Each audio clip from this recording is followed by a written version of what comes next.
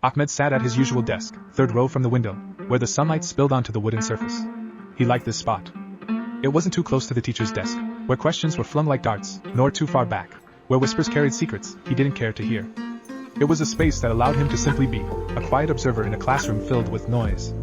Today, the lesson was on fractions, but Ahmed's mind wasn't on math. He was tracing the edge of his notebook, his pencil moving in slow circles. He wasn't bored, nor was he distracted.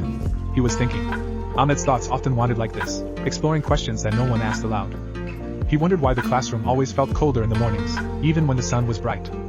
He thought about the teacher's voice, how it softened slightly when speaking to quieter students but became sharp when someone laughed too loudly. Ahmed noticed these little things, and though they seemed small, they filled his mind like pieces of a puzzle he was determined to solve. As the teacher wrote on the board, Ahmed glanced at the rows of desks. His classmates were absorbed in their own worlds, some scribbling furiously, others leaning back as if the lesson was a distant hum.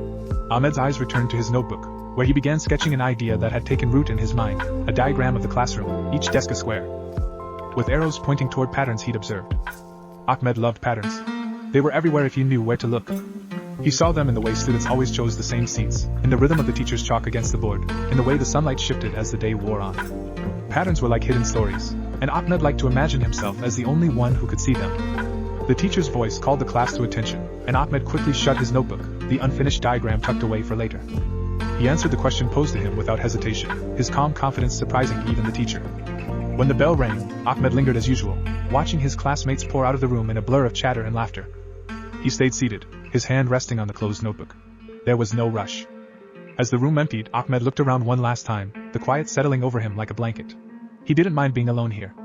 To him, the classroom wasn't just a place to learn. It was a canvas of moments, patterns, and stories waiting to be pieced together. He smiled to himself, stood up, and walked out, his mind already racing with ideas for the next diagram, the next observation, the next story the classroom would tell him.